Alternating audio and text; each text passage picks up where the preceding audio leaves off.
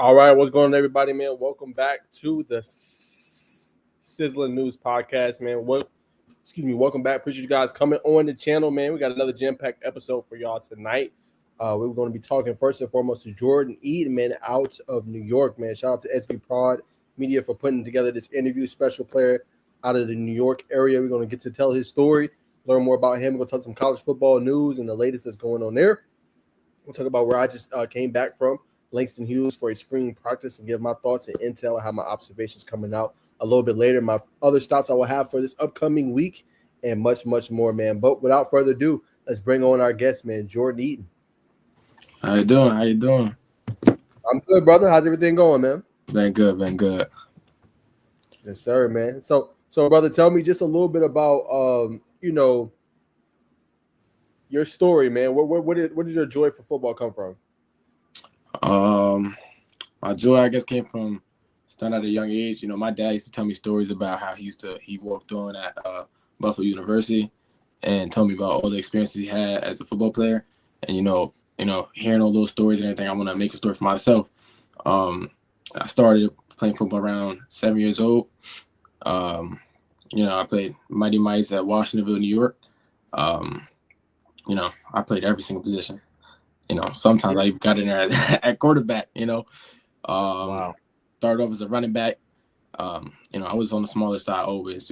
I had speed. I was a little shifty, so started there. And then throughout middle school, I was like kind of hopping around teams, Pop Warner and stuff like that. I played for Mummer Woodbury Crusaders, Pop Warner. Set a lot of records over there. We went down to nationals, lost sadly. Then after that, it was quarantine. That kind of messed me up a little bit. But during quarantine, it was always me and my dad in the backyard doing drills, footwork drills, staying sharp and all that. And during quarantine, I sprouted a little bit. I started off going into quarantine around like 4'10", around that area. Wow. And getting out of quarantine, I tacked on a lot of weight, and I grew to about like 5'5". So, after that, I had my 8th grade year, and it was about time to decide where I'm going at for high school. I was looking between two schools. It was Don Bosco in Jersey or Stepinac in New York. And, I ended up going to Stepinac in New York, and been the best decision of my life, I started off as a running back in high school, but, it was the rest in peace, Coach Gary Farmer. He saw something in me that I didn't see in myself. He was like, yeah, you have amazing routes, you have amazing hands. I want you to play receiver. So I got moved up to JV towards the end of my freshman year. And ever since then, I've just been getting a receiver, getting bigger, getting faster, getting my hands stronger and all that. And I just love what I do. For sure. Do you feel like you playing so many positions at a young age really helped? So when your coach came, it's like, nah, I think you're better at receiver than running back. Like the transition was just smooth for you?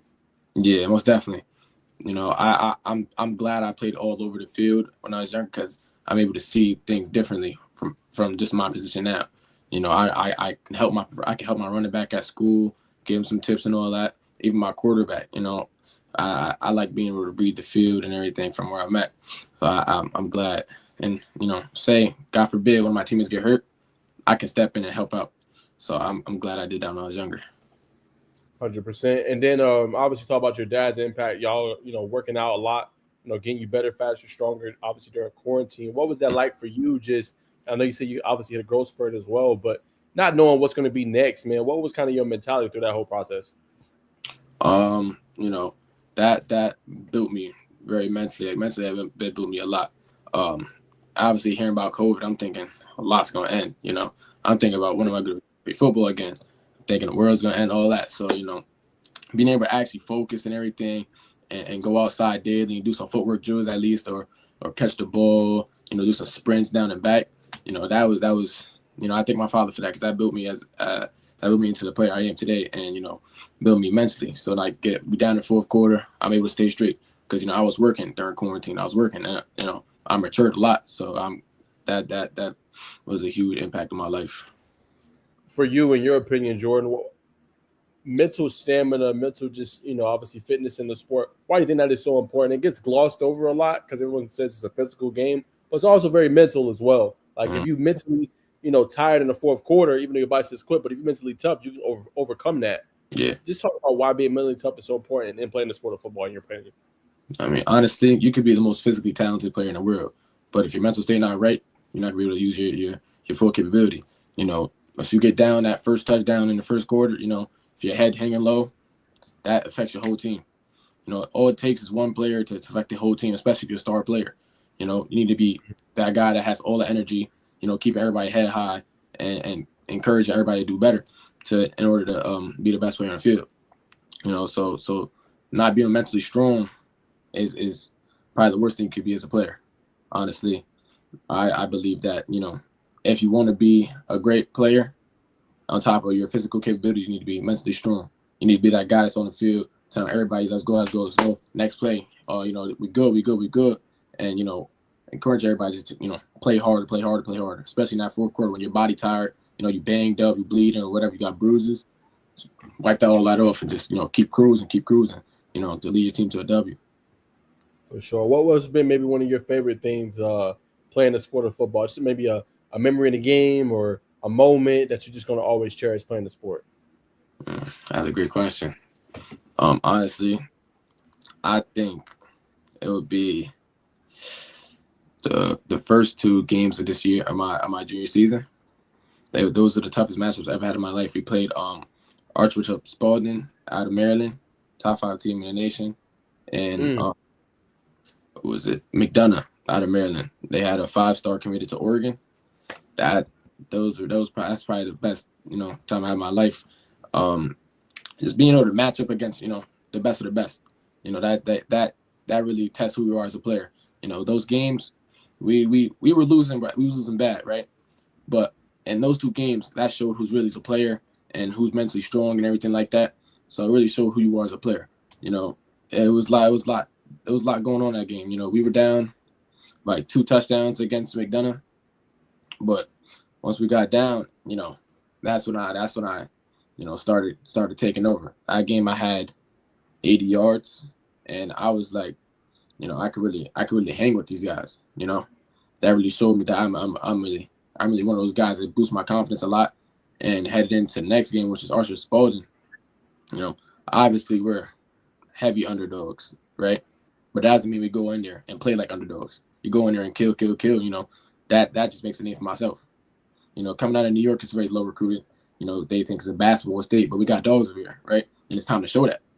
So, I just thought that was like the greatest opportunity for me. So I'm really thankful for those games.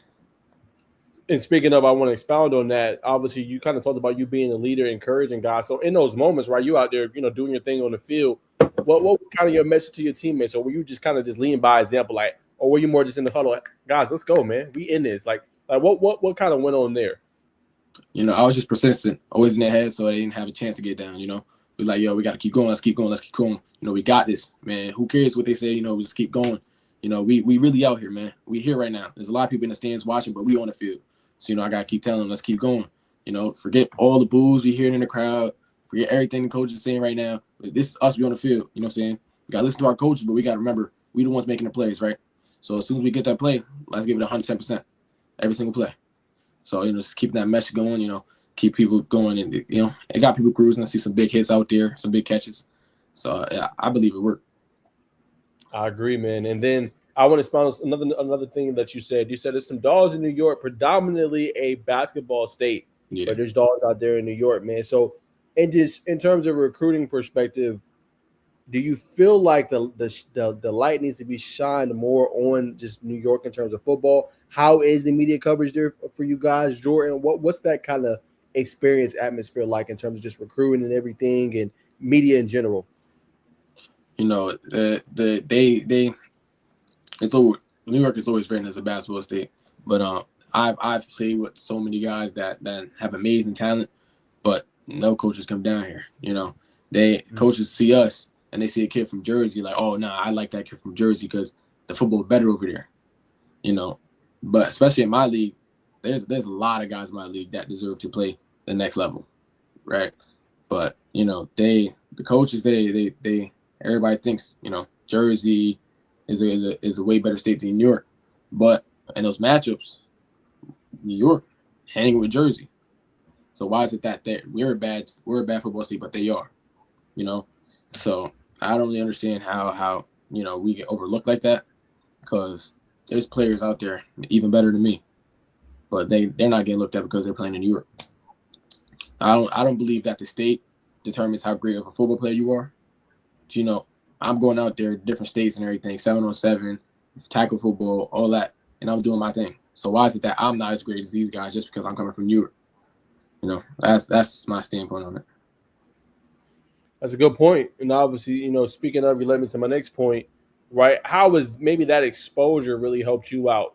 Obviously playing in the 7-on-7, being able to get in in front of more eyes, Jordyn. And obviously you've been, balling out, show a clip here, but just what's your overall thoughts on that? Being able to go around and get some exposure, that's it's like it just shows how hard I've been working. It gives me a sense of clarity every time I see someone. Like every time I get noticed, it gives me a sense of clarity. It's like, yo, I'm really doing it. My hard work is finally paying off. I have to work an extra mile just because I'm coming from New York, but that's not gonna knock me down. By all means, I'm gonna get to that next step. I'm gonna get to that D1 level. I'm gonna get where I need to be. So we're going around and kill these guys from all these other states. It's just proving my talk. I say New York is just as good a state as a lot of these other states. Man, we got some dogs around here. So, me going around and be able to kill these guys from other states, it's just backing up my talk.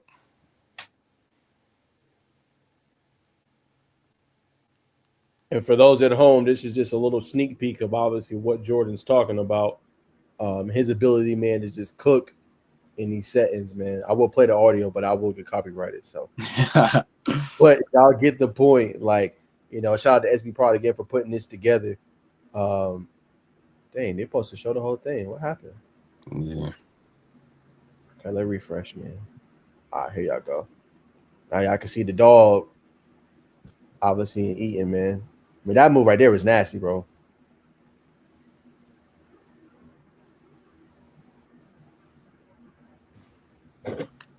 Talk about the celly though, man. The celly's fresh, man. Talk about the celly a little bit. Gotta be creative, man.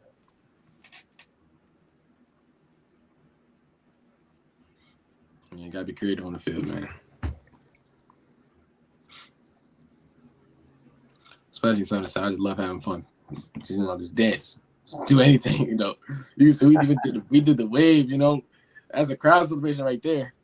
But that's what it's all about. 7-on-7, just have fun. Well, obviously going out there killing, but having fun is a real.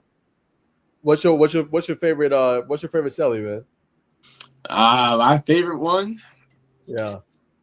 There was one tour we had we was like cooking. We were up to like 30. We were playing the New York Athletics. I threw a touchdown. Everybody just started swarming to do like this. That was probably my favorite because it showed the whole team around there. Everybody was in there. We just all having mad fun. That was probably my favorite celebration because, everybody was just a part of it, and I threw my first touchdown. So, Nah, that's dope, bro. And then just this, if you can tell the audience at home, what states have you been competing in just on the 7-on-7 circuit? We went to Pennsylvania, Rhode Island, Maryland. We went to Ohio, and we're going all over. So, and we've been actually in Jersey too. So we kind of spread the map a little bit. Got you. And then talk about kind of just Jordyn, your timeline currently now, just in terms of obviously it's 7 season, it's still going on for y'all. Mm-hmm. And then I don't know how other states is like right now, like Georgia's doing spring practice, right? And this will be the last week, then the spring games. How is kind of you guys' schedule? Are you guys more fall scrimmage based? You guys have a spring? Talk a little bit about that. Right now it's for my school. It's we're doing workouts. So we have workouts throughout the week, and then one day of the week we're going on the field and get some on field stuff. We'll practice from coaches and stuff like that. It's like 7-on-7 kind of. So we do 7-on-7 till about like May, June, and then once later on in the summer we start doing like our really get into 11-on-11 and all that stuff. So that's how we do it. And I guess for the past couple of months, we just been in there grinding in the weight room, so blood, sweat, and tears in there, just getting our numbers up, getting faster, stronger, becoming the best players we possibly be. 100%. What are you working on the most this offseason, Jordyn? Take kind of your game is really good already, but to take your game to that even next level and reach that next tier in your eyes. The main thing I've been working on is my explosiveness. Obviously when I was like younger, I was really explosive, but I added on weight. I bulked up. I'm up to 195 pounds now. So I smoothed all that out, and now it's just time to get my speed as fast as I can. I got the size, I got the strength. I just want to get speed up there. For sure. Now, with that, are you working a lot more on the track? Are you doing more agility things? Are you looking more for like this quickness in and out of bursts, in and out of just cuts? What kind of you working on there? Definitely on the track. I'm doing the track, and my coach Chris Easter, we practice. My explosive found my cuts. As a receiver, that's a very important thing. That's where you win a lot of your reps. So I'm doing a little mixture of both. Make sure I'm balanced. Got you. Talk a little bit, man, about just playing for Archbishop Sputnik. Obviously, pretty decent team in White Plains. But what has that experience just been like? Walk me through just a Friday night practice. What does that look like, kind of playing there? Friday night for the game, we out there grinding. We make everybody better. Friday after practice, we have a team dinner. That team dinner makes everybody together, gets everybody mental state right. Make sure you're eating good food before the game. Going into the game, everybody ready. We had a tough season this year, but that's not us. We got a team full of dogs. We're gonna come out there this year, battle. And I believe we're gonna get that state chip, to be honest with you. Who are some guys? Put me on some game, man. Who's some guys you need to watch out for your team this year? We got John Smith, Kamari Ginyard, Naeem Hardy, Jelani Graham, Jamal McNeil. Those some top dogs out there. Nasir Williams. And we got some guy, Prince Okoko. He's gonna be nice too. We got some dogs out there. Hey, y'all heard it first and foremost right here, man. And then for you, Jordyn, is there anybody you like to watch or emulate or take different things from and add to your game? My two favorite guys to watch is Luther Burden and AJ Brown. I just feel like the way Luther Burden is able to use his size and physicality to get open on his routes, same way AJ Brown. AJ Brown, I believe, has the best hands in the league. I was the last tournament, they were trying to get on me because I said AJ Brown the best receiver in the league. But actually another person I like to watch is George Pickens. George Pickens he's a great guy. His late hands, that's just something you can't teach. I like watching that, see how I can, put that into my game and all that. Obviously, I'm not the same size as George Pickens, but I can, practice his releases and all that, and late hands, see how he does it, and how he breaks in and out of his routes. I like those three guys my main guy. Okay, so you obviously like them three the most. Well, what's just your thoughts on Pickens finding, getting traded and going to a new team? You think that was fair? What's just your thoughts on that when you heard that headline this past week? Bittersweet. I'm a Giants fan, so I don't know. I don't like that one right there. I thought he was gonna get one this year, but I still ride with Big Blue. I think he's still gonna spank Dallas every year, but that's a heavy pickup right there. It's bittersweet for me. I wish he would came to the Giants though. We could use him right here. Dallas, they gonna ruin him. I don't like Dallas. 100%. And then did you like the draft? Did you like getting Abdul Carter and Jackson Dart, some of those guys? You think they got the team better? Definitely. Abdul Carter, that's a great pickup. Jackson Dart, he's great. Don't get me wrong, but me personally, I would have rather like Shador Sanders and Jalen Milroe. Those guys are just personally better for me. I agree. Your pop said Cowboys all day. Yeah, no, we're gonna do that. He already know what it is. I've been a rivalry since I was 8 years old. Yeah, I don't know. We'll see this year. Yeah, facts. We is gonna see this year, man. Can't wait. But back to just so I want to talk about SB Prod a little bit, right? Obviously, you had a great clip of you. Obviously, did some work, out there, getting you more out there. Just how can media members maybe just help you guys out? I think I asked a little bit earlier, but just when you see somebody like that do like a little clip like that for you and put that out there, get you more out there, man. What does that really mean to you? It means a lot. It means everything, for someone to be able to want to use their free time to put a mixtape together to get me exposure, that means everything, because they don't have to do that at all. They could just go out there, take their clips, post it up for their own good. But for SB to make me a mixtape and set this up and get me more exposure, that just means everything in the world. That unselfishness, that's something you can't teach. That's not something you find every day in the world. So I'm very grateful for all that stuff, and I just think it's amazing. For sure, man. And, hey, you got the comment section jumping, man. I think that might be Unc. He said, "Okay, nephew." I think your grandma's tapped in too. She said, "You're awesome. My love, blessing, grandson." And then Miss Perez said, "Giant nephew, love you, many blessings." Yeah. Yeah, man. So what does that mean to you, man? Just to have all the fam support, man. Just you in your journey and what you want to accomplish. My family, that's my grind, right? They the ones that keep me going every day. Without them, I don't know where I would be. Being able to go out there on Friday night, Saturday morning, Saturday night, be able to see my family stand, that just gives me I want to be better for them. Eventually, I want to make so much money that I'm able to retire them so they can live lavish. Get everything they were supposed to get, and they so. Love my family, and they mean everything to me. 100%, man. And then let's just talk about this, Jordyn. So I was talking about your goals or what you want to work on. But what are some goals for 2025? Right? I know you said want to win state championship, which is obviously a team goal, but is there a certain yards, is there certain touchdowns, receptions, anything you personally want to accomplish? I want to break 1,000 yards this season and get around 10 touchdowns. Those my season goals. And I also want to have a great record. I want to win I want to win our league. And go into playoffs number 1 seed. That's my season. For sure, Jordyn. Do me a favor, man. I'm a have you just leave out and then come back. It's real staticky from what the audience says in the background. Just try to not saying that's on your end, but just try to leave and then come back. Got it. All right, yeah, it says hard to hear you. All right, can y'all hear me loud and clear? Is it staticky on my end? Just make sure it ain't my computer too. Y'all let me know in the comments. We're gonna bring them right back. I just I want to give y'all a full interview. I don't want it to be messed up, man. So y'all let me know too while y'all tapped in, man. But have definitely enjoyed catching up.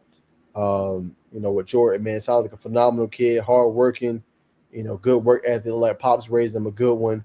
What I'm saying? Very impressed, man, with just the young man he got, obviously. And they're gonna be a team to watch, man. 2026. He's grown. Remember, he said he was 4'8". Well, I think he said 4'9", 4'10". Grew to 5'5" during COVID, which I think was his 8th grade year. And now he's 5'11". So man, continue to grow, get strong. 195, he said now. So I can't wait to see just what he's able to do this season, man.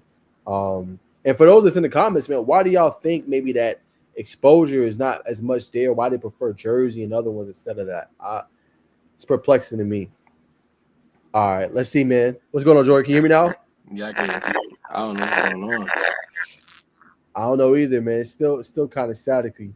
Yeah, let's see if I can change my mic.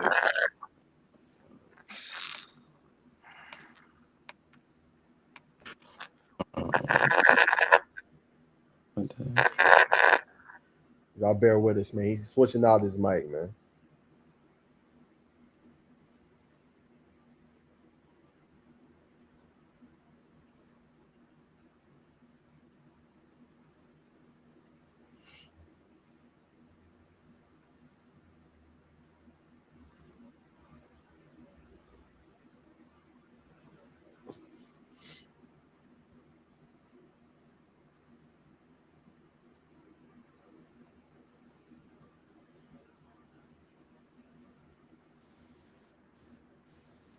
Let's see, we got another comment.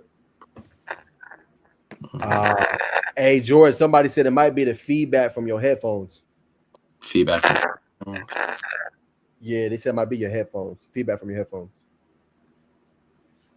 Y'all, he's figuring it out, man. But keep it rolling, man. Wait for him till he kind of gets back. But yeah, man, really good season. Like you said, playing some of the top teams in Maryland. I think too, like that gets lost a lot in terms of you're going up against stellar competition. Because remember, if you're going up against a 5-star, you're going up against high-end caliber talent, and you're balling out against him, it's going to get more eyes to you. It's like, whoa, who is that kid? I came to see him. He's highly rated. Who is that? The one that's smoking him on the field? And it just makes you think, man. That's why exposure is everything, man. Exposure really helps out kids, and I think it's important, and more media definitely needs to do it, for sure. And with so many like broadcast networks, definitely should be something that is more prevalent, I think, in my humble opinion. So, we'll obviously see, man. But that's not the first time I heard that from a New York player. Another one we talked to on the channel, if y'all remember, was Jalen Bell, from Jersey, moved down here, played for Grace and won a state championship this past year. But said the same thing. Like, there's dogs in New York, but the exposure is not really there, and sometimes I guess even too, competition from what he said. But nonetheless, he came down here, get more exposure because Georgia's off the charts. Georgia has it consistently. Like, you got local media, you got NBC, you got 11 Alive, obviously, Fox, CBS, Atlanta News First, Peachtree Sports Network. Like, there's a whole network that just talks about high school sports here in Georgia. You know what I'm saying? And then they're getting more shows coming. They talk football, basketball. So definitely think there should be something more, in those states. But I think he's back. Maybe he figured it out. So see if we can bring him back. I'm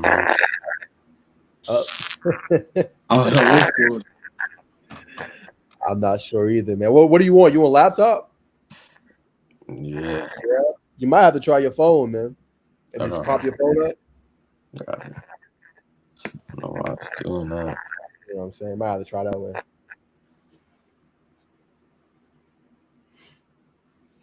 All right, y'all bear with us, man. I apologize.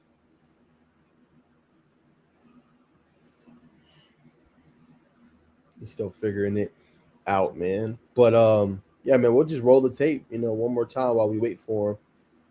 Again, for those that just got in here on the live, y'all can see who we talking to, what he was able to do. Obviously, again, shout out SB Prod for putting this together. But we'll roll that while we wait, man.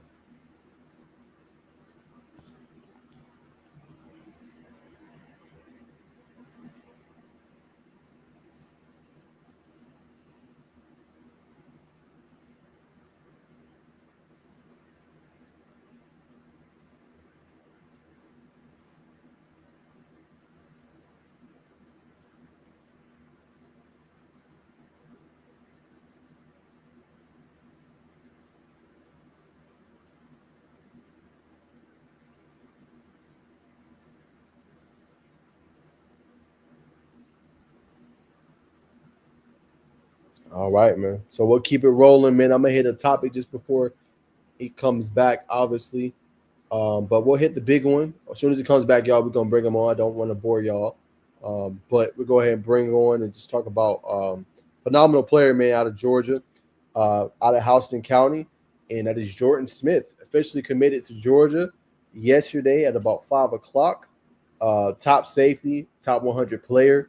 As you guys can see here, top number 95 overall in the 2026 class, number 8 safety, and had a lot of teams after him. He announced his top 10 that included like Tech, Tennessee, Georgia, and several other top end schools. But Georgia's been hiring him for a minute, and I think it's interesting because I've been hearing some buzz just about their group and people they're trying to bring in. And I think what's interesting is they've already taken, I think, 3 or 4 defensive backs. Will they stay obviously at that and continue with the 3 or 4, or will somebody kind of fall by the wayside? Because Georgia's very specific when they recruit guys, right? They don't just get, I'm saying 4 or 5 guys. Like, you got to kind of be really versatile in order to be effective in that Georgia defense. You got to be able to play that star position, that free safety, that corner, that slot. And that's why Georgia's been so good on defense, because they got guys on the back end that can play a little bit of everything. Now, some people came from Malachi Starks last year and was like, oh, well, he wasn't as effective as his freshman or maybe his early years. But remember, he played kind of out of position. And that is what that Kirby Smart defense is going to ask you to do. Play different positions and still be equally as effective. You know what I'm saying? So I think that's definitely something to watch with the Bulldogs, and something we definitely have to continue to monitor. But I think we got Jordan back, man. So let's bring him back. See, I think he's on the phone, so maybe that'll be better. Is it better now? What is going on? Yeah, still I don't know a why it's little doing that. static. What you say? I don't know why it's doing that. Cause I even switched to my phone. Yeah, I'm not sure, my man. Dang, I Oh hate shit! that. Get tagged. Let's see. I don't know if that's better. Still not working. Nah, still real staticky, man. I don't know why it's like that. Facts. Why is So it? look, what we'll do, Jordan. I don't know. Do this, man. I'll ask you like a couple more questions, man, and then man, we just bring you back on another time, man. Go in a little bit more detail, obviously about your journey, man. I don't want to hold you up. I know you're busy. Unfortunate, man, but part of life, man. Unfortunate, adverse circumstances, but probably actually like two more, man, and then we bring you on again. I got your dad's number, so we'd love to welcome you back on. All right. All right. So I would talk about obviously we talked about some of your just your goals, man, for upcoming year, man. If I was a coach to ask you like, hey, Jordan, what sets you apart? What makes you different? What would you say? Um, I believe everybody says they're a playmaker, but I I'm the opposite of a team cancer. I make everybody around me love football and make a better player. You know, I'm a player that's gonna go in every day and grind. And I'm also gonna be an amazing player on the field. I'm gonna be an amazing player on the field, amazing player in a classroom, and you know get better not only by myself but as a team. You know, I'm an unselfish player. I love blocking. I might enjoy blocking more than running the ball. Honestly, I love putting DBs into the dirt. So For sure. that's something you don't see a lot. Definitely. And then obviously I know you don't have anything to prove, but just what are you hoping to show on film or tape this year for colleges to see like, you could be that difference maker at the next level? I want to show that I can make tough catches and that I got that breakaway speed that some people don't think I have due to my size. So I want to prove that I'm really that explosive and that I can really be a game changer, making late catches down in the fourth quarter, contested catches in the end zone and all that. 100%, my man. Well, that's all the time we got, man. Jordan, thank you so much for coming on. Tell your pops, man. I'm sorry for the last part of the interview, man. I know it's unfortunate, not your fault, just technicality, man. But we'll love to bring you back on, man, when you have time again, whether that's next week or obviously in the summer, man. I'd love to bring you back on and tell more of your story, brother. But appreciate you just coming on, telling your story with me, and obviously shout out to SB Prod for putting this together, man. But much love and blessings, brother, and thank you for coming on. Thank you. Yes, sir. Appreciate you, brother. Sorry about that, y'all. Again, unfortunate, man. I hate that happened, man. I really wanted to, tell his story, man, even more. But we did get a good bit of it, 15 minutes or so. But appreciate him coming on, man. Shout out to his pops. Obviously, they got him in the background. Just giving him support, giving him obviously the check mark, saying he is the one. Obviously, great interview. We appreciate y'all, man, so much for tuning in. I apologize again. Try to bring him on and obviously finish telling his story, man. But shout out to obviously Jordyn Eaton, man. But we're gonna keep the show rolling. Co-host supposed to join about 8 o'clock, man. But we'll keep rolling obviously through some of these different headlines for the day. We'll start with this one. Obviously, I broke this news this past week, but Georgia Tech has added a linebacker. All right, they've added a linebacker in C.J. Gamble. He's staying home. Obviously, he's played at Carrollton and is entering into his final season, obviously with the Trojans. And like I said in the article, man, he's a hard hitting linebacker. Can play sideline to sideline. Very physical, and for him, as I said in this article, and I talked to him, he said the biggest thing was the amount of love they showed him, and he really likes the coaches that they were bringing in. So you guys know, obviously lost Tyler Santucci, you know, but they brought in obviously Blake Gideon over from Texas, who was a great defensive backs coach, and then they added Darius Eubanks over from Georgia Southern. So they're starting to kind of just build this out in this team. So it's going to be interesting to see how many backers they're going to take in this class. I know they have several more they're interested in. How many will they have on obviously their board will be intriguing to continue to watch. You know what I'm saying, in my humble opinion. But he's a great guy, man. Very like I said in his post, very cerebral guy. Knows where he is, knows where his assignment is, and has already made 2 state championships in his career with the Trojans. So that says a lot. No, they didn't win, but they got there. They got to the dance. They got to the big game, and he's always been one of those hard hitting guys that plays really well, can play multiple positions, and it's only going to help the Jackets. Now, for those fans that are out there wondering, I know y'all are like, man, what's going on, Naj? We're not a top 25 class like how we had last year. But I would just say pump the brakes. Georgia Tech has a lot more work to do. They're still filling out this class, 4 commits so far, and I don't think they're done adding, right? And let's go ahead and just take a look at, their class, what they've been able to recruit, and just the ranking, right? So right now, top 60, right? And we compare that to last year, this team was a top, like I said, top 25. Overall rank was 23 according to 247, 2021 composite ranking, right? And they landed some notable guys. The Josh Petty's 5-star, one of the highest ranking guys they got. Tay Harris was another high ranking cornerback that they were able to get, but he's likely going to play safety at this next level, right? Christian Garrett is another one. J.P. Powell, we saw how he looked in the spring game, looked really good. Peyton Joseph was very impressive. They flipped him from Florida State to Georgia Tech. They really like him. Derry Norris Jr., another standout guy. Jayden Barr is not even on campus yet, right? He'll be joining them obviously in the summer, and then obviously got Andre Fuller, who, obviously flashed early on in that spring game as well. So as another guy to kind of watch for. Jamari Bryce, not on campus yet, right? Still figuring it out. Elgin Sessions was one of those few that was already on campus. Xavier Canales, and then obviously the star himself, Dalen Pinton. That is a big question mark because this guy is so athletic, won a triple jump, won 110-meter hurdles. He hasn't even got on campus just yet. Neither has Phoenix Felton. Neither has Carrington Coombs. So they got so many guys that still has to get on campus and see what they're going to look like early on. You know what I'm saying? But I think the future is bright, and I think they still add into this class, right? That was 2025. Very special class, I think, and it's going to turn them around. Now, 26, it is interesting, right?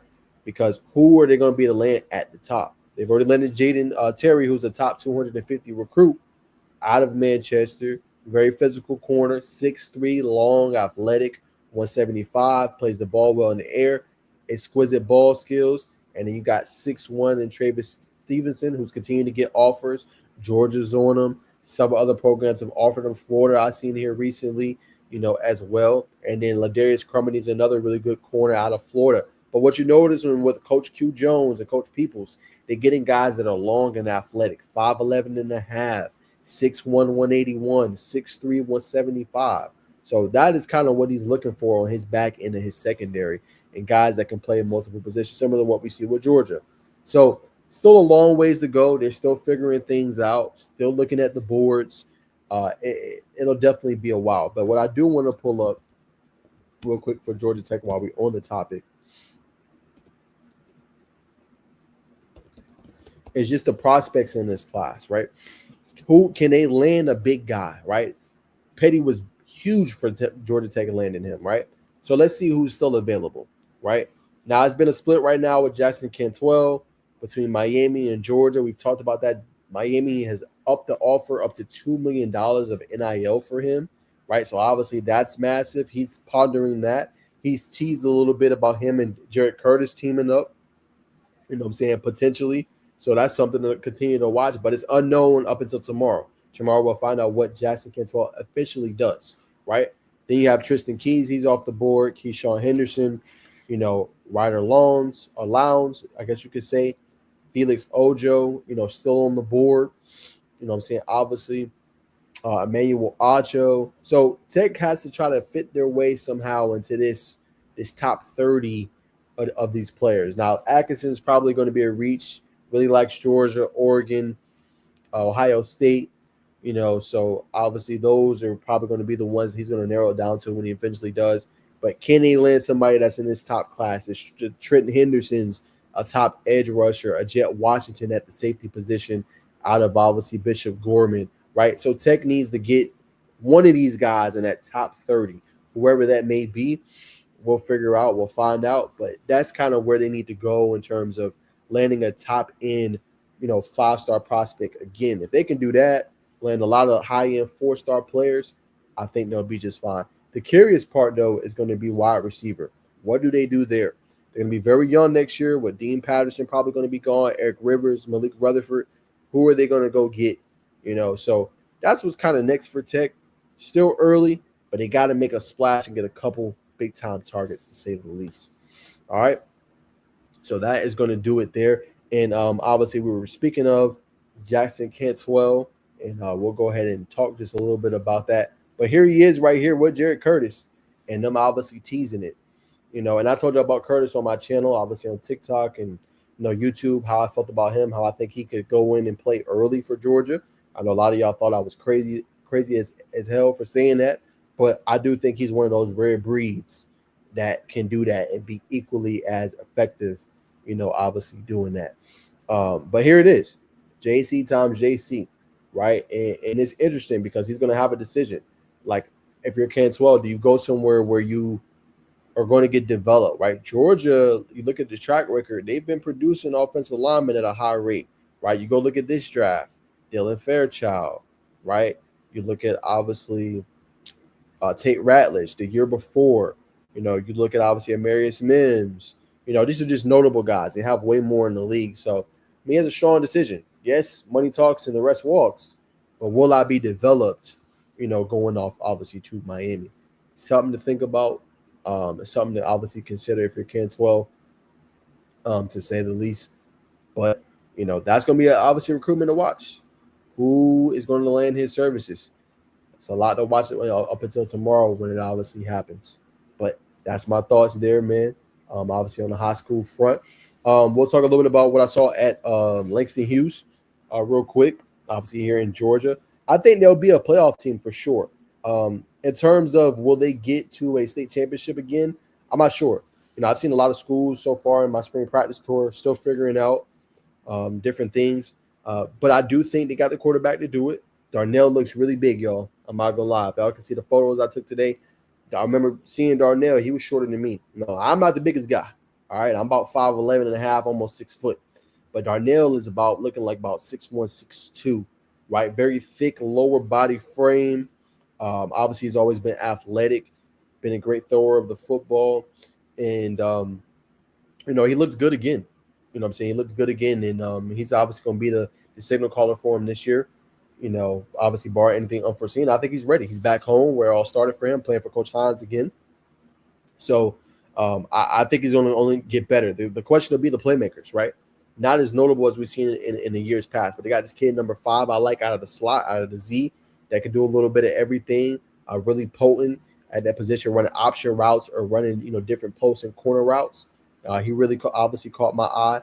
They'll have Xavier Tiller. I don't think I've seen him out there really much today, but he'll be a guy that'll be another weapon for them, And then I got to be honest, man, Carson Baker, man, he looked good. Now, obviously, he's a Georgia target, but he was somebody that really caught my eye with what he was able to do, obviously, being out there and everything like that. I think he has a really good talent. I think he can be special, you know what I'm saying? But he was a guy that was really, really good, and, bro, he's grown so much, like so much. And when I say grow, y'all, I mean, like, he looks bigger. He looks stronger. He looks more athletic. Like, this kid can go. And I was really impressed with him because I remember, like, seeing him, wasn't the biggest guy, like a couple years ago now, y'all. That's a couple years ago. But now I look at him like, whoa, this kid looks good. He looks physical, burst of speed, tough to bring down. Like, he got everything you need. Obviously, Ohio State's in there. Georgia's in there. Several of them, man. But definitely a special kid, man. But that's my overall synopsis. I think I got Coach Stir in the background, man. So we're going to go ahead and bring him on for an interview, man. Appreciate the brother coming on, man. What's going on, Coach Stir? What's good, brother? How you doing? Going well, man. How's everything? Man, pretty good, man. Pretty good. Can you hear me okay? Yeah, you staticky, man. I Uh-oh. don't know if that's me. They had that problem with the last Uh-oh. guest too. Hold on. Okay. I'm out here. I'm out here in Carrollton, man, and the reception is not the best. I'm moving away from the indoor facility though. Okay. Hold on one sec. Because it could be something on my end. I don't know why it's staticky like that.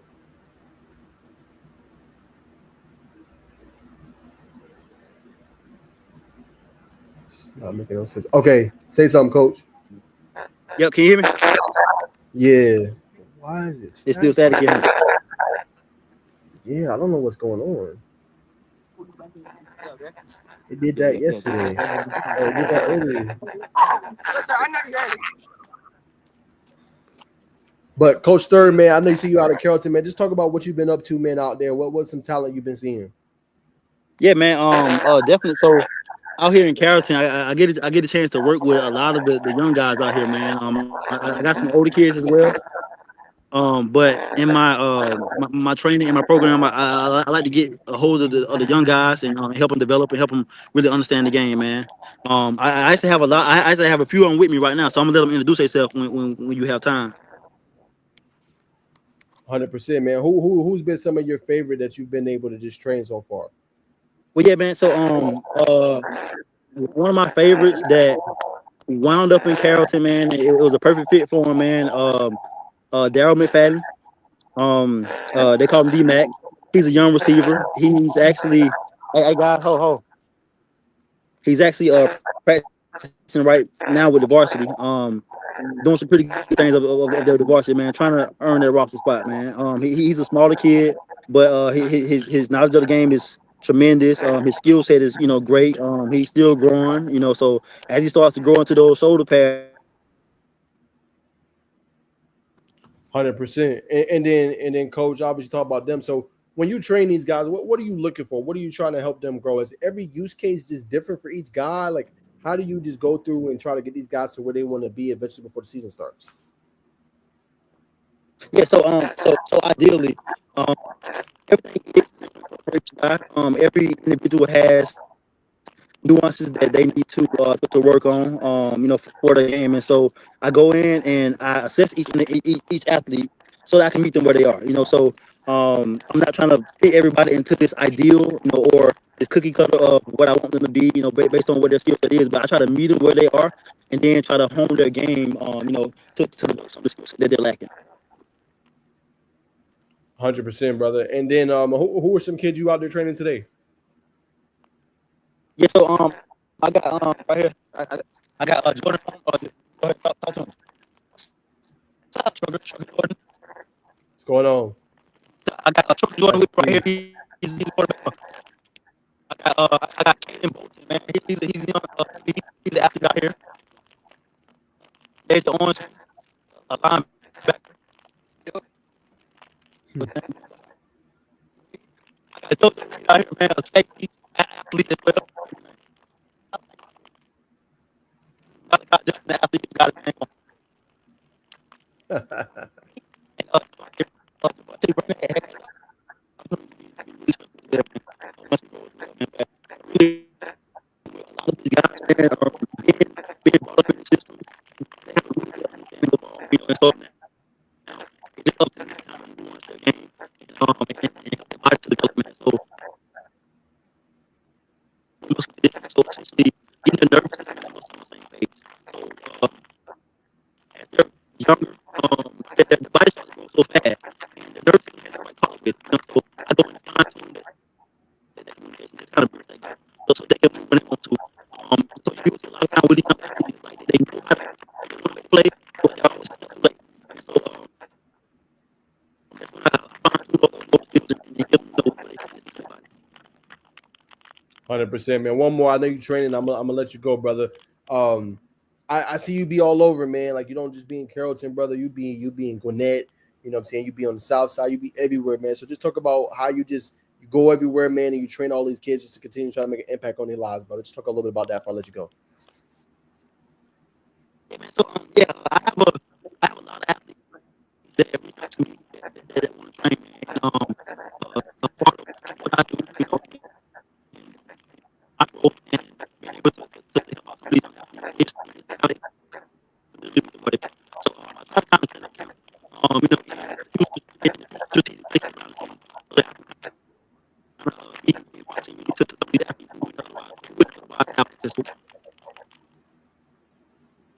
%, brother. Look, I appreciate your time, man. Bring you back on the pod soon, brother. Pick your brain even more. I know you're in the training session, so I want to interrupt you. You know what I'm saying? But thank you for coming on, brother. Just share your thoughts a little bit, man. I want to bring you back on before the season starts. All right? Yes, sir. Much love, brother. All right, man. There goes Coach Third. Busy, man. I know that was quick in and out interview. I apologize again, y'all, for the staticky, man. I don't know what's going on. I'm gonna see if Bacon could join at 8. See if it probably might be some on my end, brother, because I don't know what the hell's going on. We had that with Jordyn too, and I apologize y'all for the quality. I know that probably turns some of y'all off, but I'm not sure. I looked it up. It said usually it's maybe internet connection or something that or wearing headphones. I'm not sure, but hopefully when Bacon comes on, we'll figure that part out. But let's keep rolling, man. Let's talk about some of these obviously. These rankings, man. Y'all know we're gonna be covering a lot of college football this year. I'm super excited. Like I told y'all, we'll have a kind of a post-game show on Saturdays, man, just depending on the time. Hopefully Tech doesn't have a lot of night games. If they do, that would be kind of hard. But nonetheless, man, we excited for it. Should be a lot of fun, man, to obviously do that. But let's just talk about some of these rankings. See if that goes off. So post, let me see, where is it at? It's the title. ESPN reveals college football preseason top 25 for 2025 spring edition. So, y'all, their rankings and how they got it. They got Oklahoma, obviously, at 25. Ole Miss at 24. They got Texas A&M at 23. Louisville, 22. Miami Hurricanes, number 21. Michigan at 20. 19, the Florida Gators. That's a little bit low for me. I don't know why Florida is rated that low. Hold on one second, y'all.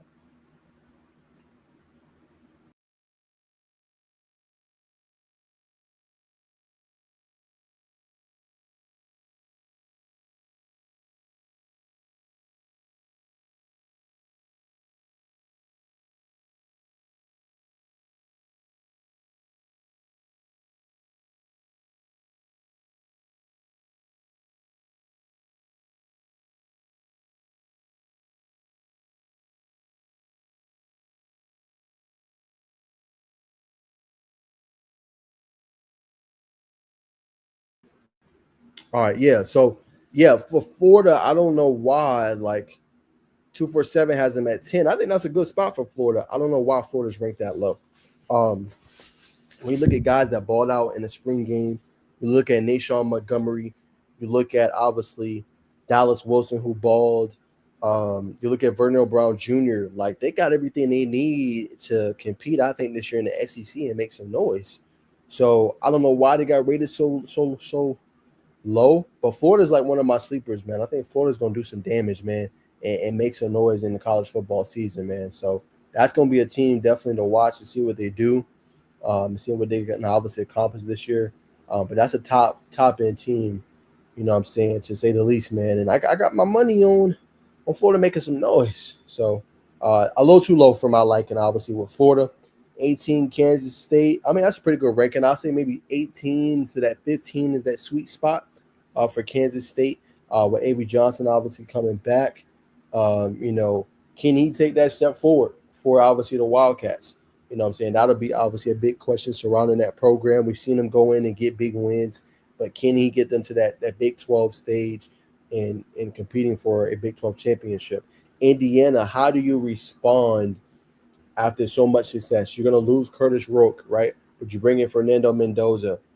How will head coach Kirk Cignetti's next season look? What a lot of eyeball is going to be on you. You're going to be in the Big Ten. You're going to be with the Ohio States. You're going to be obviously with the Oregons. USC is expected to have a better year. So is UCLA. You're going to have some top end teams. How would you match up, this upcoming year? So, 17 is not a bad spot. I would probably put them a little lower, maybe top 20. Texas Tech, obviously another team that really hit the portal hard. 16, obviously, was their ranking. SMU is an interesting team because remember last year, a lot of people thought they shouldn't have got in. They thought that they should not have obviously been in the college football playoff.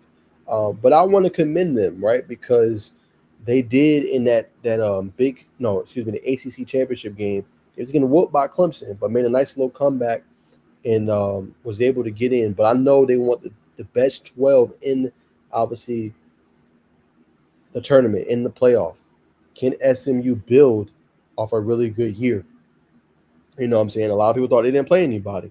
Schedule probably will look a little different this year. Can SMU make some noise? We'll find out. Iowa State, top 14. Gamecocks is another one I think is a little bit low. Now I know they're gonna lose some players, right? No, obviously Kyle Kennard. Some of their guys they had last year. No Nick Amenyawari, who was their safety, But I still think South Carolina is a really good team, and I think they're gonna be right there. Now it's a big test. Can you build off a 9-4 season? Can you take another jump forward, right? Or will you be kind of in that same tier as an Ole Miss, right? That tier 2. Like there's certain tiers to SEC, right? When you think SEC dominance over the past, I say 3 to 4, maybe even past 5 years, you think of the Georgias, right? You think of the Bamas, you think of the Texases, right? But South Carolina, Ole Miss, right? They kind of been meddling in that tier 2, similar with Tennessee. Now Tennessee had a good year last year. They've been pretty good and competitive under head coach Josh Heupel. But same thing. Can they get past that next step? Made the playoff this year. Very commendable. Nico Era's done. What would be next for them too? But South Carolina's a team I like. 13 might be a little bit low. I like them as a top 10 team. Now the hype with Arizona State, to be real with y'all, I like the program. I like the way that Kenny Dillingham is recruiting. But Cam Scatterbo was a lot of their offense. They have some good receivers, but it's asking a lot of Sam Leavitt, who everybody's high on, have him in top 10 quarterback according to a lot of rankings. Can he be the guy for them? I don't know. He's a guy that's a little more susceptible to turnovers. You know what I'm saying? I'm still a little bit iffy, on that. I wouldn't give them a top 12 ranking. That's just me, right? Then you got Illinois. I like them. Luke Altmaier is supposed to be the year he takes that next step forward. Same thing, y'all. He's been on a lot of top 10 rankings. Will he be able to do that? We're going to find out when it comes to Illinois. Now, BYU was a little bit lower ranked on 247 Sports ranking, but, I wouldn't say a disappointing year, a decent year, but a team that wanted to be in that Big 12 championship, right? After losing one of their key players in Keelan Marion, who's going to replace him offensively would be the question, right? And, how good will Jake Reslab be this upcoming year, right? Him and LJ Martin are really good, but who will be able to obviously emerge, right? And then if you Bama, all eyes are on you, right? Second year of Kalen DeBoer. That fan base is tough, y'all. You got to be able to perform at a high-end level consistently. And for their fan base, they think that 9-3 is not acceptable, right? And with some games they struggle. They look good against Michigan, right? But now it's a new regime.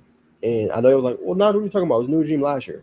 Well, they got a new quarterback at the helm, right? Will it be Todd Simpson, right? Who's going to emerge as their quarterback? A lot of weapons in Jeremy Bernard, obviously, and Ryan Williams. Really good running back core as well. Should have a good defense this year. Can they get in that college football playoff conversation, right? Can they avoid some of those pitfalls early in the season? That remains to be seen. But Bama will be a team to watch as well. Oregon's a little bit low for me. I don't like them at 8. I like them in the top 5. I'm with 247 here. I think 8 is a little bit low. Yes, new quarterback at the helm, Dante Moore. But we got to respect what Coach Dan Lynn is able to do consistently offensively with these teams. I guess they got to put on them by the eventual national champions. But again, I was Ohio State. That's going to be a tough team to beat. Oregon was the only team to beat them all year. Oh yeah, my bad. Obviously, Michigan as well. Forgive me for that. But I think Oregon, with all the pieces they got, the offensive line help they got coming back, the dynamic freshmen, Oregon's going to be right back in that convo, y'all. We got to give Oregon some credit and some praise too. 8 is a little bit low. Now, Notre Dame, I think 7 is a really sweet spot for them, right? Really good coach, and obviously Marcus Freeman, you're going to return back, obviously Jeremiah Love and Jadarian Price. But it's just like the thing with Notre Dame, who will be the quarterback? You lost your quarterback who hit the portal. Who's going to be the next guy in line for you at the quarterback spot? And they're really good. Made the national championship game. Can they finally deliver a championship to the historic program? I think Coach Freeman is obviously the hottest ticket in town, obviously one of the best head coaches. But where they struggle is throwing the ball down the field. Now, I like Riley Leonard a lot. Obviously, he won't be back this year. But can they get a guy that can push the ball consistently down the field and make pinpoint accurate throws? Remains to be seen, man. That's what I think is what's hurting them now. Now 6 for LSU is kind of high. It's kind of high. They did do good in the portal. I give them credit there, getting Patrick Payton, getting some good defensive players. But everything starts and stops with Garrett Nussmeier, right? Same thing we've been talking about. That those windows, the cover fours, the cover threes, can he make them pinpoint accurate throws in those tight windows? That is the biggest question surrounding that LSU program. And can they be better defensively? Remains to be seen. 5 for Ohio State's not bad. Likely the last year, obviously, for Caleb Downs. We'll have a new quarterback at the helm. Will it be Julian? Will it be Tavian St. Clair? We will find out, obviously. But should be right back there. Not going to no longer have Chip Kelly, new offensive coordinator at the helm. How will they look? Georgia, obviously, should be right back in that combo. But it depends and hinges on this man right here. And Gunnar Stockton. How good will he be for Georgia? Going to be a big eyeball on them this upcoming season. They are loaded with talent at almost every position. So can he be the guy to take that step forward for them? We'll obviously find out and see. I do like him at number 4. 3 for Texas. How good will Arch Manning be? That's the biggest story. They got everything they need in that true freshman that's going to be a sophomore this upcoming year, and Colin Simmons. There'll be obviously a great program. Is Arch Manning, is he dynamite? Is he that guy for them? We're going to obviously find out and see, this upcoming year. Clemson is a little high at number 2. Got a lot returning. I like Dabo. Got Brian Wesco. Got TJ Moore. Got some good receiving weapons. Got a good running back class. I mean, Clemson's good. Top 2, though. It's a little high for me. And then it's the same thing with Penn State. It's just everybody's so hyped on Drew Aller, who's a good player. And everybody complained about the receiving weapons they have. For me with Penn State, there's no excuse this year, right? Like none. Like you have to go get it done. Now you made the college football playoff, and I commend them for that. But again, you're competing with the Ohio States and the Oregons of the world. Can you go and finish with the same mark? Can you go and make noise in the postseason? There's no excuse. You got one of the top transfer portal wide receivers available in Trevor Pena. Can you go and make some noise in the postseason? Similar to how you did last year, but take that next jump forward. We will find out. But there's no excuses because everybody said, oh, Drew Aller went this year, he would have been a top 2 pick. I don't see the hype everybody sees about Drew Aller. It's good, but top 2 good? I don't know. Now, that could be changed if they go and they're dominant, they're lighting it up, carving up people. Sure. But still, a lot remains to be seen there, obviously, when it comes to that. All right? So that is the rankings. That is my thoughts. And obviously, that is the latest there. All right, let's bring up some more news.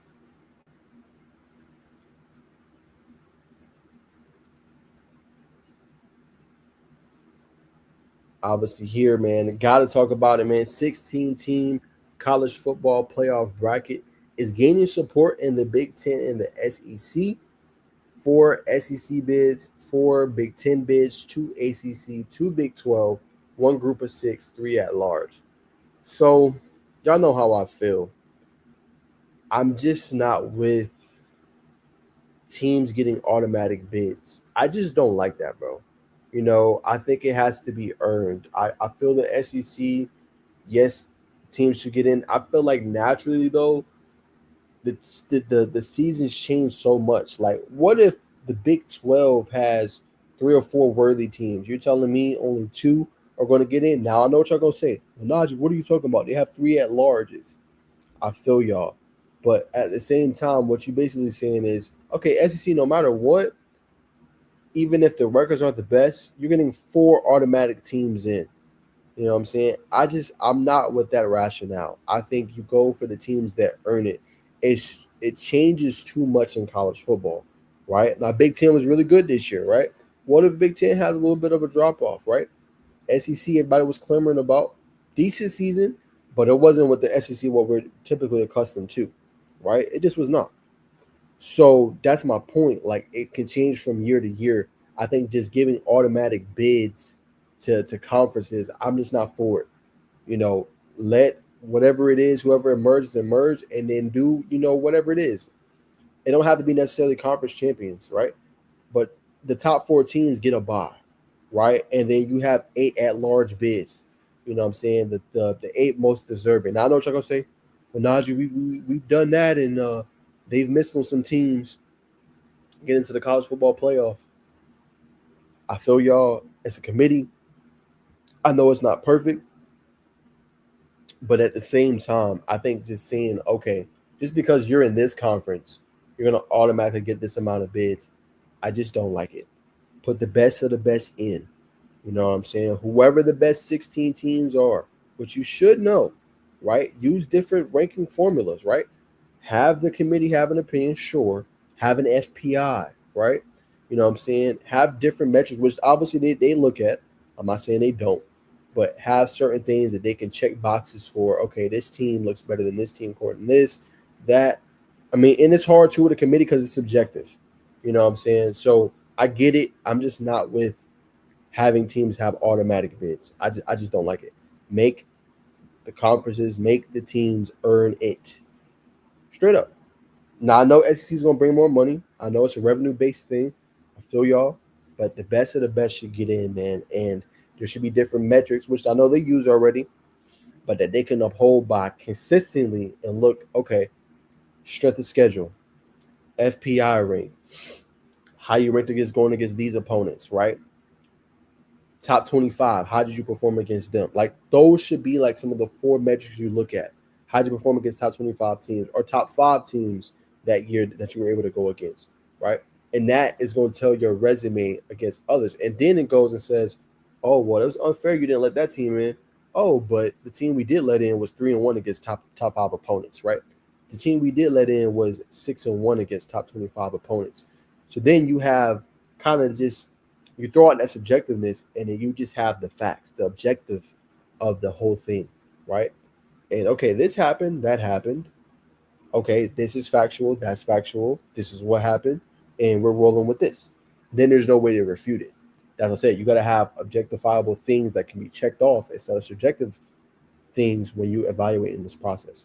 But again, that's just my thought process. That's what I think. And that's how I think they should move. You know what I'm saying? Going forward. Nonetheless. But again, we'll keep an eye out on that. But obviously, it's gaining some traction there, and will be obviously something to continue to watch, to say the least, man. But that is the latest news there. I'm going to react to one of these games, but then I'm going to go obviously on my social media and give a full just reaction. But some games was announced today, so we're going to go on Fox real quick and give just a quick reaction.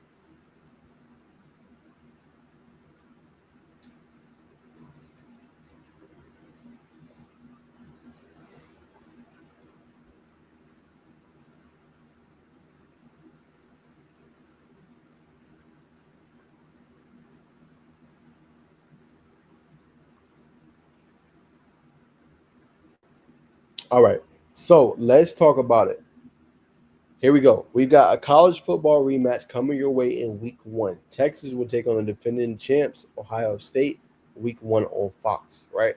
So it's interesting because this is probably going to be a noon game, unfortunately. And I'm with y'all. I don't like noon games either, especially when it's such a top tier matchup like this. Like, make this game at night.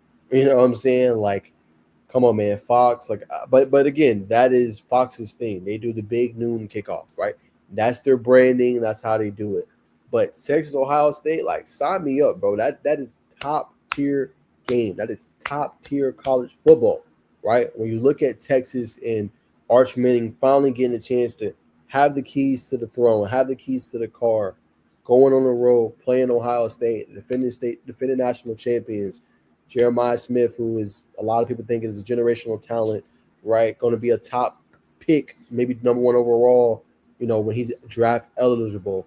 New quarterback at the helm, new offensive coordinator for Ohio State, Texas. Will they finally be able to get over the hump with Arch Manning at quarterback? Because I'm gonna tell y'all what, if Arch goes and he has the season he's capable of, when I say half the season, let's say he goes 10-2, right? 10-2 in the SEC is gonna get you into the college football playoff, right? We know that. And then let's say he makes some noise, getting them boys in the Final Four, and potentially gets them to a national championship game. If he goes and wins that game, he's going to be forever enshrined in Texas lore, in Texas history, right? Because they've been wanting that for the longest. Excuse me. Now, Quinn Ewers has done his thing. They made the semifinals multiple years, but they haven't been able to get over the hump. Imagine if they can do that with Arch Manning. Man, he'll forever be a Texas legend for just, even if he does it for one season, forever a Texas legend, man. So it's so many parameters there. He's going to be obviously going up against the creme de la creme in Ohio State. Caleb Downs, really good defense. Yes, they're going to lose some guys, but what better test to see if you're ready for that moment than going up against the best team likely in the nation or a top-ranked team? I mean, sign me up, bro. Top 5 matchup. Hey, man, just get your popcorn and your butter ready and get rolling, man. That's going to be such a great matchup between two really good teams. Honestly, cannot wait. Super exciting. And that was announced today. Obviously, I'm going to have a video, giving my thoughts and everything of why I'm excited for this matchup. But I did want to kind of just preview that, man. And I can't wait, bro. I can't wait. It's going to be a great college football season. I'm going to follow it even more, man, and do more stuff on it. And I can't wait, man. Super exciting and can't wait to see just how it turns out, man. But that's going to practically do it for our college football. We'll do one more topic here, just on Can 12 that I was talking about earlier, and then we'll conclude with a film breakdown and wrap it up, man.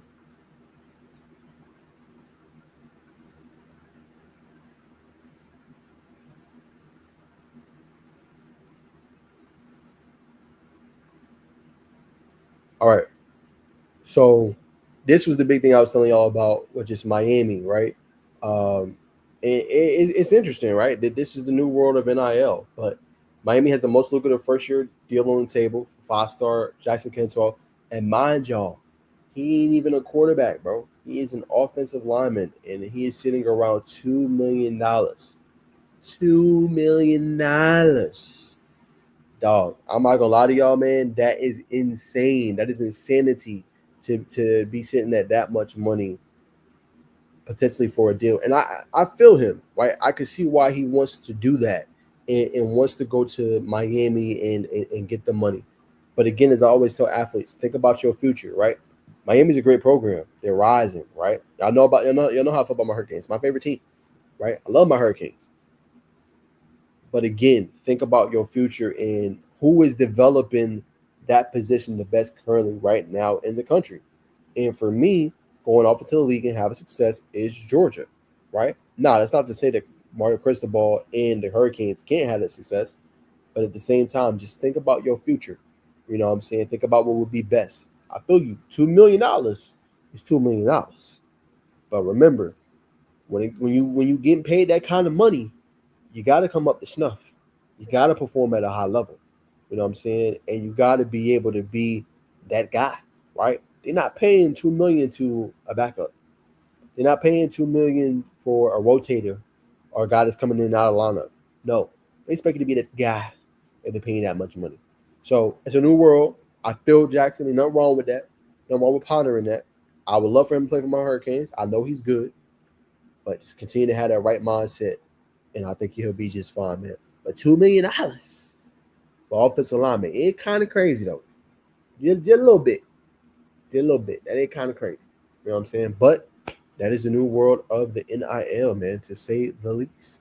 And it is here, and it ain't going nowhere. You know what I'm saying? So that is the latest there, man. We're going to look at one, just tell the tape, and then we'll wrap up the show.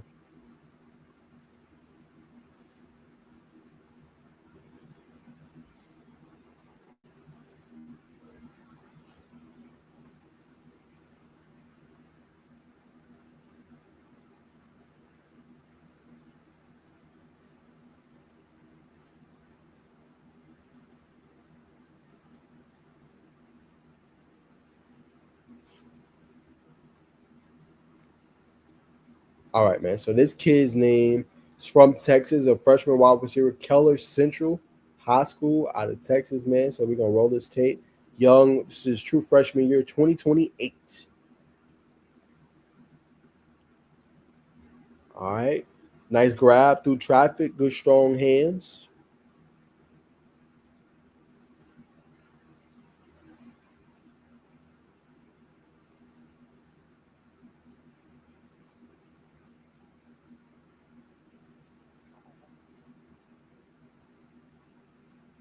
Okay, nice toe drag.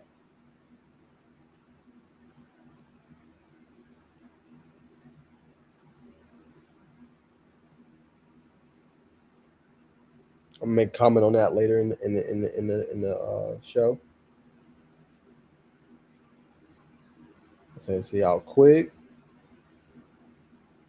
Nice job there breaking the tackle. Smooth. That would be my first clip though. That would be my first clip because you got to the perimeter, got to the outside, broke a couple tackles, got into the end zone. So that was a good play right there. Another little smoke screen, getting up the field. Solid play, nice yardage, nice game.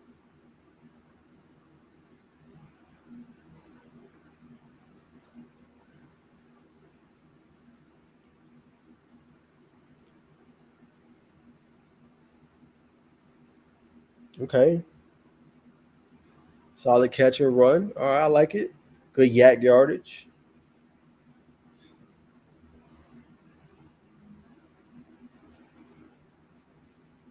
So I think he's operating in the slot right here. All right. Decent block right there. Spring your running back. Okay.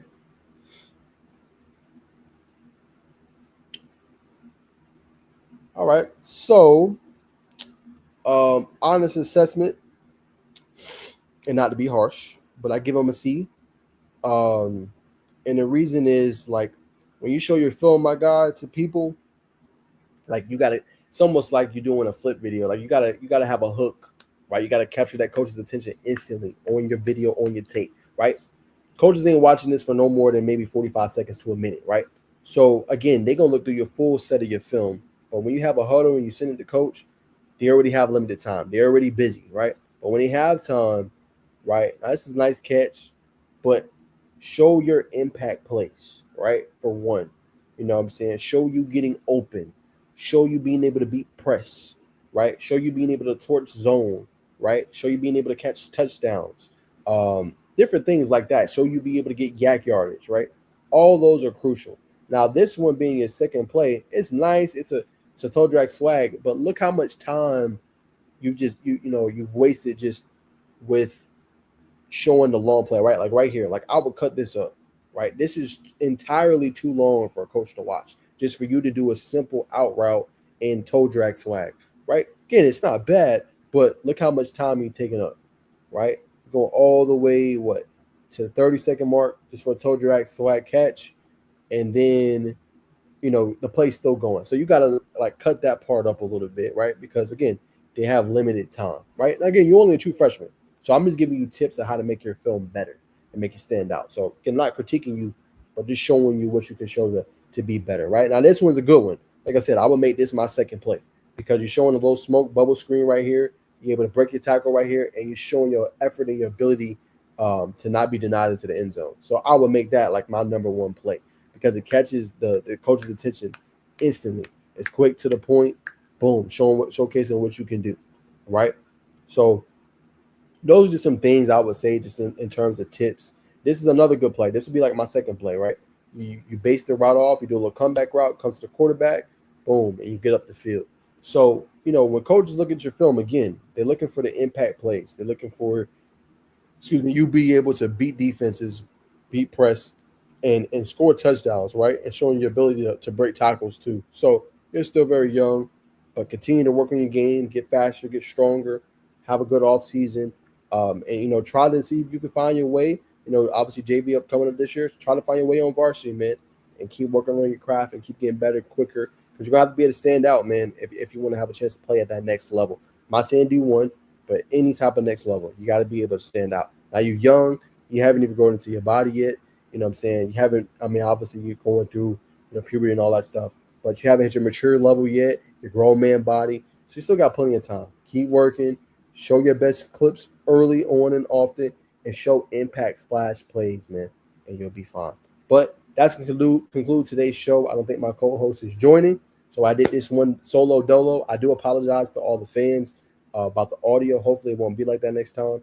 But I will see y'all guys in the next one. And appreciate y'all tuning in, man. Catch y'all soon. Peace.